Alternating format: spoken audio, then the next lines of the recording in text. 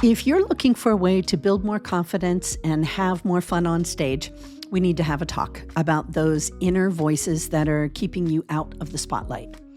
Look, you don't have to be a soloist if you don't want to, but if you do want to shine just a little brighter, it could be one of the 5 perfectionist types are sabotaging you.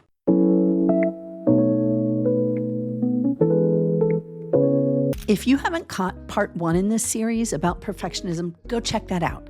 There's a link to that around here somewhere. Because I'm working on my own perfectionism, I'm letting go of that part of me that says it needs to be right. I trust that it's on the screen somewhere. In that first video, I mentioned there were 3 major categories that a couple of researcher psychologists named. Then psychotherapist Morgan Schaffler, who used to be the in-house therapist at Google, took this research further and identified 5 modern perfectionist types: the intense, classic, Parisian, procrastinator, and messy perfectionists. But since we're singers, let's translate that into musical roles, especially barbershop roles.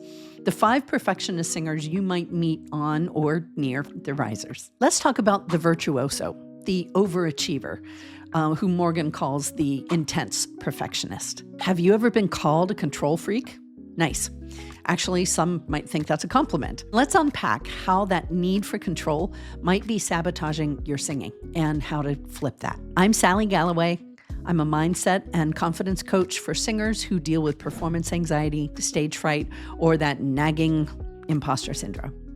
If you've ever pushed yourself to sound flawless, or compared your voice to someone else's, or waited to sing until you felt ready, this series is for you. Because perfectionism isn't just a personality trait, it's a performance pattern. And once you spot it, you can shift the parts that aren't working for you. Today, we're talking about the virtuoso, also known as the intense perfectionist. The virtuoso is the overachiever, driven, disciplined, determined. She's the singer who practices until her voice gives out, the one who rewrites her rehearsal plans at midnight, the one who feels like she's never quite ready. Classic signs? Well, if this is you rehearse like it is an incredibly important performance, and you perform like it's a test. You rarely celebrate progress, only perfect outcomes. And you may secretly believe that working harder means that you're worthy. You can't relax on stage because your brain is still grading you. You might hear those voices in your brain saying things like, I just want to do it right. If I can't do it perfectly, I'll wait until I can. Other people can relax. I can't afford to mess this up. These sound like standards, but they're really safety strategies.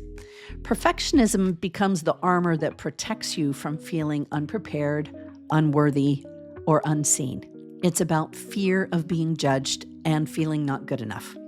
I'm going to take a beat and just let that settle in. I want you to know that you're not alone. I had a client, let's call her Rachel. She was a powerhouse singer. First in, last to leave every rehearsal, but before every performance, she'd get a tight jaw, dry mouth, and that heart-thumping fear of failing. And she told me, I just don't want to let anybody down. The irony is that she wasn't letting anyone down except herself by missing out on the joy that she had worked so hard for.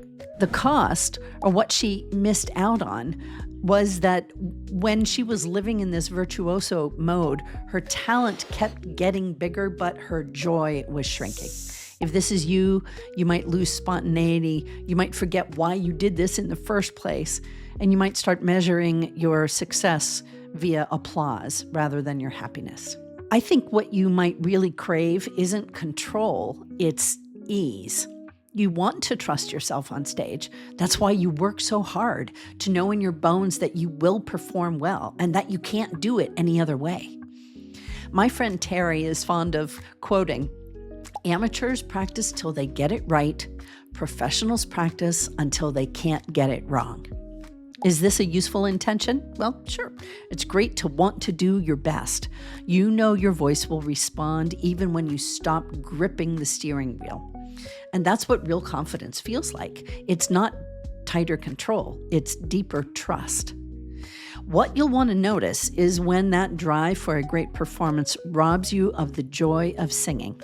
When the drive for flawless technique is more important than making art, you actually interfere in the delivery of the music. If you see yourself in the Virtuoso, or if this is hitting just a little close to home, go to sallygalloway.com and take my Perfectionist Singer quiz. The link is in the notes below this video. You'll discover your type, your secret craving, your hidden superpower, and one thing that you can do right now to move from pressure to presence. Stay tuned for additional videos where we're going to go through the different types. And once you recognize your perfectionist type, you can shift it. You can move from anxious to aligned and from overthinking to overjoyed. Because perfectionism isn't the goal. Resonance is.